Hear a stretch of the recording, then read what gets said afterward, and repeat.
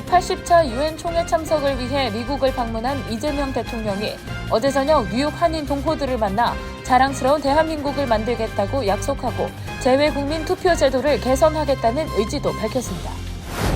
오늘 열린 유엔 총회에서 도널드 트럼프 대통령은 국제사회에서 미국의 주권을 강조하는 한편 유엔의 목적과 효율성에는 의문을 제기하고 불법 이민자 단속 및 처벌 강화를 천명했습니다. 이재명 대통령은 한반도의 평화와 안전을 위한 실질적인 접근을 강조하며 남북 간 협력의 확대를 약속했습니다. 미 비밀경호국이 유엔 총회 직전 뉴욕시 여러 장소에서 통신마비 및 간첩 행위를 위해 설치된 것으로 보이는 불법 장비들을 발견하고 조사에 나섰습니다. 오늘 이른 새벽 뉴욕 퀸즈 플러싱에 위치한 H마트에서 대형 화재가 발생해 건물 내부가 전소됐습니다. 화재는 약 1시간 30분가량 만에 진압됐고 소방관 1명이 진화 과정에서 부상을 입었습니다. 트럼프 행정부가 H-1B 전문직 취업 비자를 악용해 저수년 외국인 노동자를 고용하는 기업들에 대한 조사를 시작했습니다. 노동부는 위반 내용이 적발된 기업들은 제재 및 처벌에 직면할 수 있다고 밝혔습니다. 뉴욕시 도로 내 소음 민원이 증가하면서 이에 따른 조치도 강화되고 있습니다.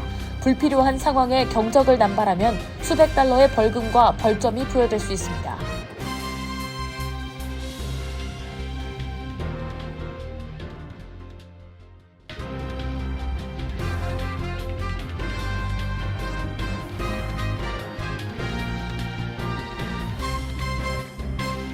안녕하십니까?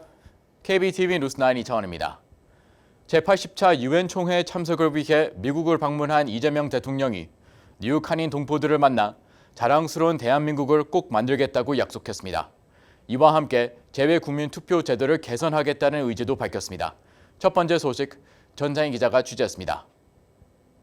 이 대통령은 300여 명의 뉴욕 동포들을 만나 식민지에서 해방된 나라 중 경제적으로 성공한 산업화를 이루고 민주주의까지 이루어낸 나라는 대한민국이 유일하다며 재외국민들이 대한민국을 걱정하는 일이 꽤 오랫동안 있었던 것 같다며 이제는 대한민국이 동포들을 생각하고 걱정하겠다고 말했습니다.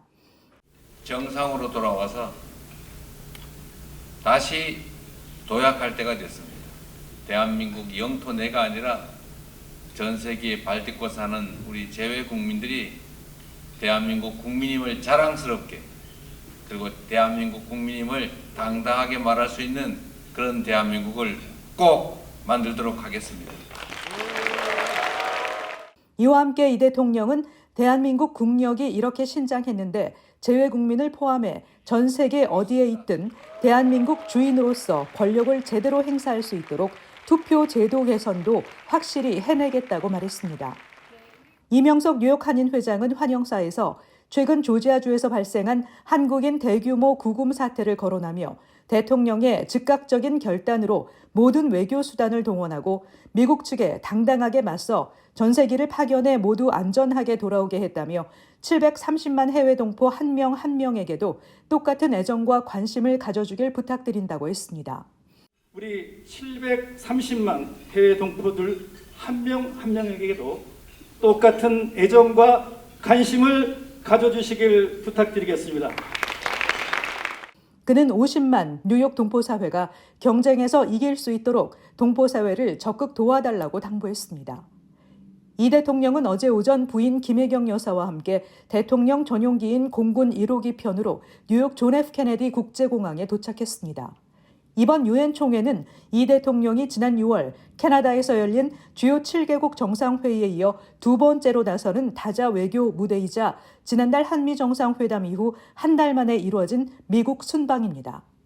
KBTV 뉴스 전상입니다.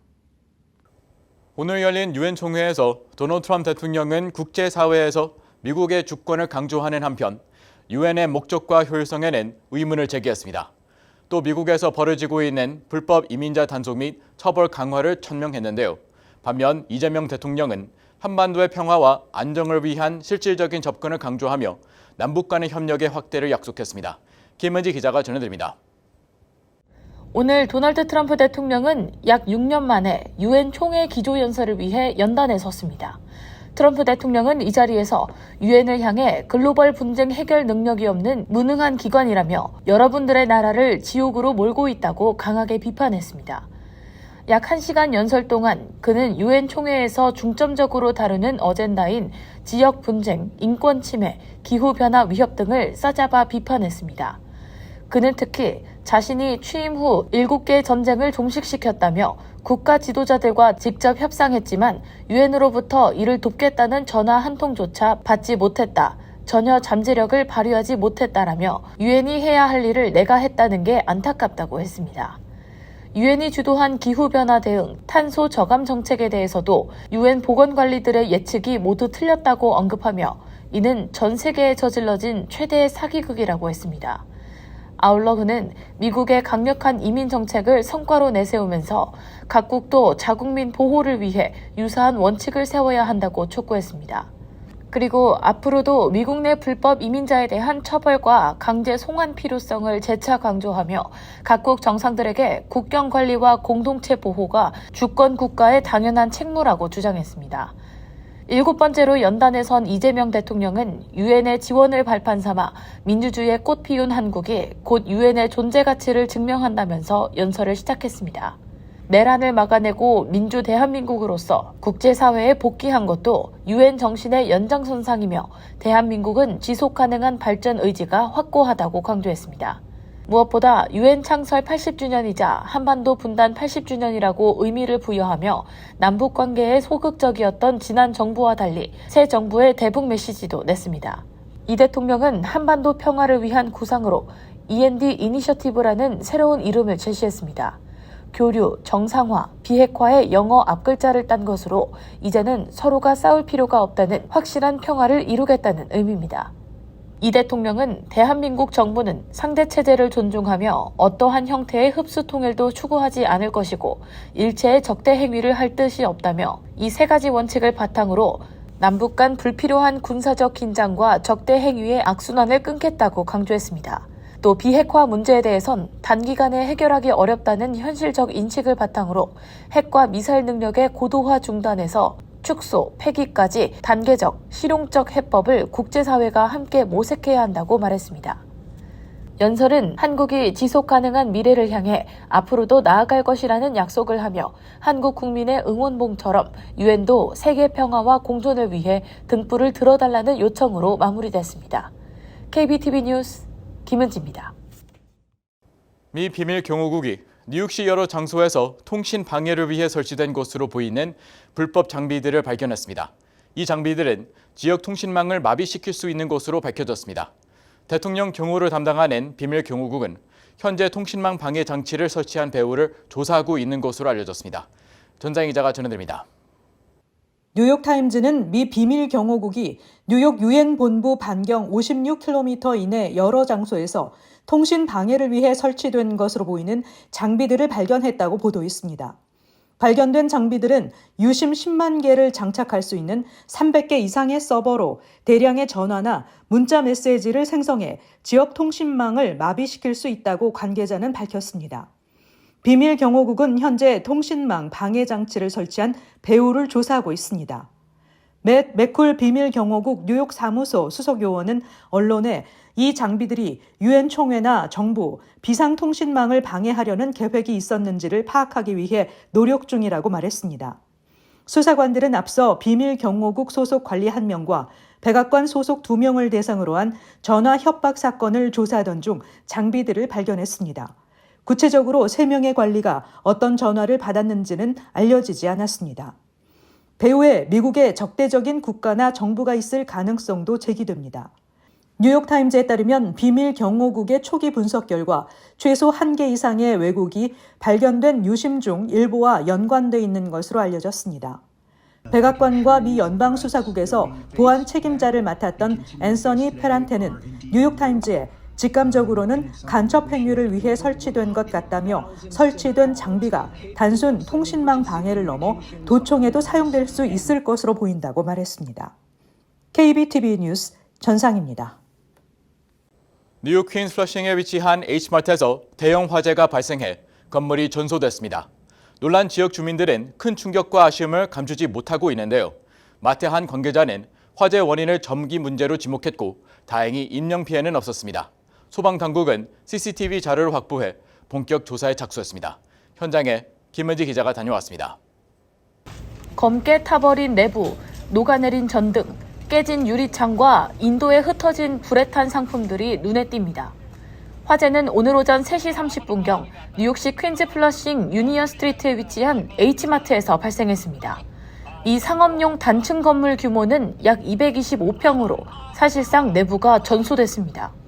오전 3시 39분 신고 접수 직후 현장에 출동한 소방당국은 15분 뒤 두 번째 경보를 발령했고 추가 인력과 장비 투입을 위해 세 번째 경보까지 내렸습니다. 총 33개 유닛과 138명의 소방 구급 인력이 동원돼 불길 진화에 나섰으며 화재는 오전 5시 1분경 발생 1시간 20여 분 만에 완전히 진압됐습니다. 이 과정에서 소방관 1명이 경상을 입고 뉴욕 프레스비테리언 퀸즈 병원으로 이송됐으며 현재 상태는 안정적인 것으로 알려졌습니다. 이외 보고된 인명피해는 없으며 현장에 있던 마트 관계자는 건물 안쪽 뒤편에서 전기 문제가 발생한 것 같다고 전했지만 소방당국이 확보한 CCTV를 바탕으로 정확한 발화 원인을 조사 중입니다. H마트 본사는 질의 요청에 응답하지 않았습니다. 오늘 오후 1시경 현장에는 마트 관계자들과 보험사 관계자, 철거 인력, 경찰관들이 상주해 있었고 이를 지나는 주민들은 놀란 반응과 함께 안타까움을 감추지 못했습니다. KBTV 뉴스 김은지입니다. 트럼프 행정부가 H-1B 전문직 취업 비자를 악용해 저숙련 외국인 노동자들을 고용하는 기업들에 대한 조사를 시작할 것이라고 밝혔습니다. 조사 결과에 따라 기업들은 체불 임금 지급이나 민사 벌금 등 제재에 직면할 수 있고 일정 기간 H-1B 비자 프로그램 이용이 금지될 수 있다고 노동부가 밝혔습니다. 보도에 전생 기자입니다. 노동부는 고용주가 채용 과정에서 미국인을 우선시하도록 하기 위해 H-1B 비자 남용을 단속하는 프로젝트 파이어월을 시작했다고 밝혔습니다. 노동부는 이에 대해 H-1B 비자 절차를 남용하는 고용주에게 책임을 묻도록 함으로써 고도로 숙련된 미국 근로자의 권리, 임금 및 취업 기회를 보호하는 H-1B 시행 이니셔티브라고 설명했습니다. 그러면서 조사 결과에 따라 체불 임금 지급이나 민사 벌금 등 기업들이 제재에 직면할 수도 있고 해당 비자 프로그램 이용이 금지될 수도 있다고 설명했습니다. H-1B 제도가 만들어진 지 수십 년이 됐지만 실제로 기업들이 남용하는지 정부가 단속 집행한 적은 없었습니다. 당국은 임금과 근로 조건을 조사할 수도 있고 장부를 살펴볼 수도 있으며 노동자들을 잘못 분류하고 있는지의 여부도 파악할 수 있을 것으로 보입니다. 당장 H-1B 비자의 최대 보유 기업인 인포시스, 타타, 코그니전트와 같은 주요 아웃소싱 기업들이 잠재적 조사 대상이 될 것으로 예상됩니다. 미국에서 H-1B 비자를 통해 근무하는 노동자는 약 50만 명으로 대부분이 인도 출신이며 중국, 필리핀, 캐나다 등도 많습니다. 트럼프 행정부의 이번 조치에 따른 우려도 제기되고 있습니다. 미국 이민변호사협회 회장 제프 조셉은 이번 정책이 적어도 현 단계에서는 수수료를 감당할 수 없는 병원과 제조업체, 그리고 농촌과 의사, 치과의사들에게 타격을 줄 수 있다고 우려했습니다. 앞서 도널드 트럼프 대통령은 고용 확대를 위해 H-1B 비자 수수료를 10만 달러로 인상하는 행정명령에 서명했습니다. 현재 미국에서 약 50만 명이 H-1B 비자를 통해 근무하고 있으며 상당수가 3년마다 갱신하고 있습니다. 전문가들은 이번 정책이 법적 소송에 휘말릴 가능성이 크다고 보고 있습니다. 샌프란시스코 이민 전문 변호사 멜컴 거슐은 정책을 설계한 이들이 이민제도의 실제 운영을 제대로 이해하지 못한 것 같다고 지적했습니다. 이민변호사협회 제프 조셉 회장도 정책의 최종 피해자는 정부가 겨냥한 대기업이 아니라 암 연구자나 의료 인력이 필요한 중소기업이 될 수 있다고 지적했습니다. KBTV 뉴스 전상입니다. 뉴욕시 거리에서 교통체증으로 인해 울리는 자동차 경적 소리 흔히 들을 수 있는데요. 하지만 불필요한 상황에서 경적을 남발하면 뉴욕시에서는 불법으로 처벌받을 수 있습니다. 수백 달러 벌금은 물론 운전면허 벌점까지 받을 수 있어 운전자들의 주의가 요구됩니다. 보도에 김은지 기자입니다.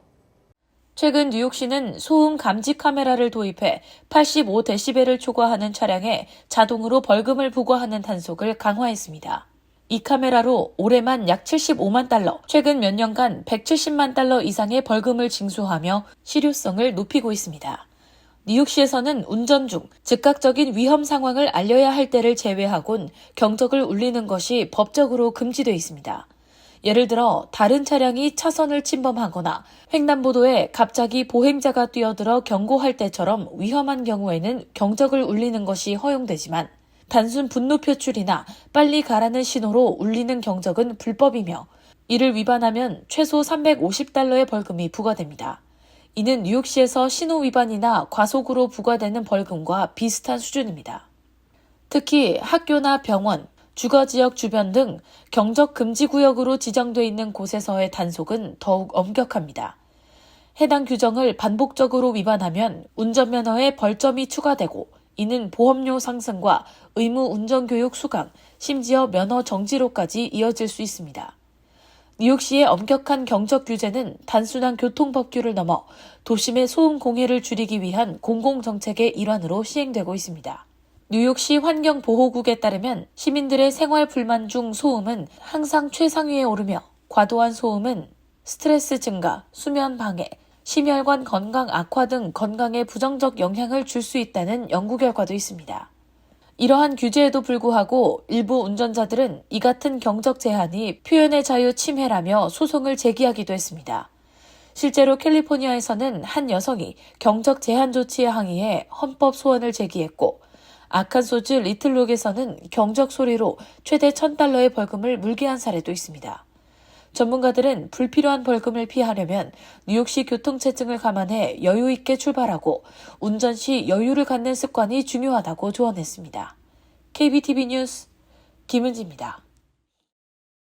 도널드 트럼프 대통령이 탑승한 전용 헬리콥터 마린 1에 레이저 포인터를 비췄던 30대 남성이 재판에 넘겨졌습니다. 이 남성은 지난 20일 백악관 인근 인도에서 이륙 중이던 마린 1을 향해 붉은색 레이저 빔을 쐈다 비밀 경호국 요원에게 적발됐습니다. 미국 검찰은 마린 1과 탑승자 모두를 위험에 빠뜨렸다며 항공기에 레이저 포인터를 겨냥한 혐의로 기소했는데 그는 최대 5년의 징역형을 받을 수 있을 것으로 전해졌습니다. 지난 1999년 메릴랜드주에서 한인 여고생 이혜민 양을 살해한 혐의로 23년간 수감 생활을 하다 증거 결함을 이유로 석방됐다 유가족의 반발로 유죄 판결이 복원됐던 아드난 사이드가 감형을 신청해 유가족이 분노하고 있습니다. 당시 18세였던 사이드는 이 양 살해 혐의로 지난 2000년 무기징역에 징역 30년형을 추가로 선고받고 복역하다 2022년 석방됐습니다.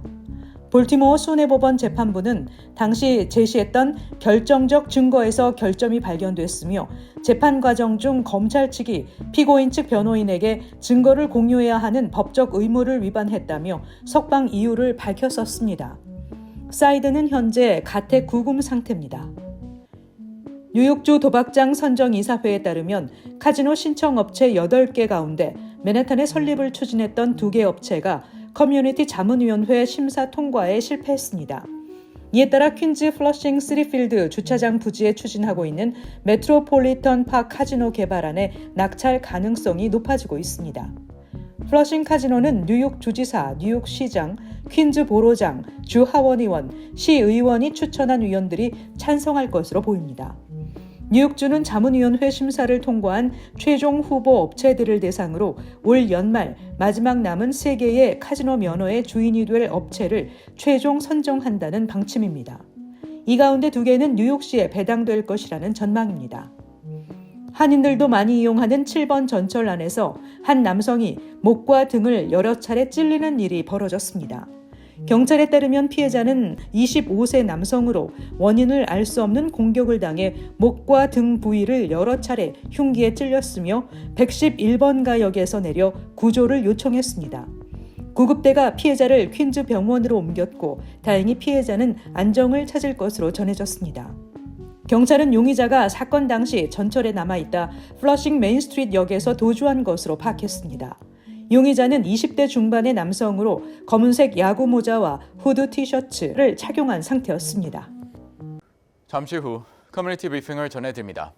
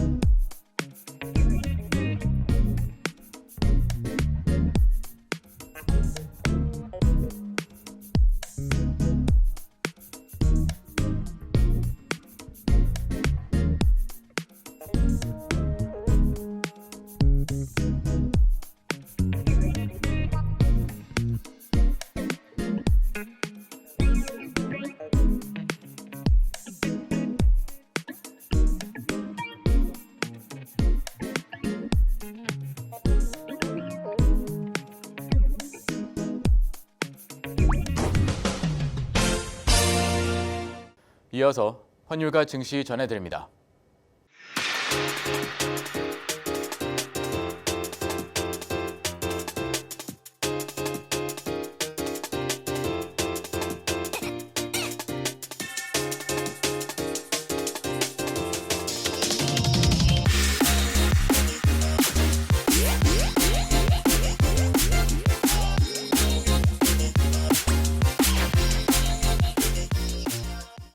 잠시 후 뉴욕과 뉴저지 날씨 전해드립니다.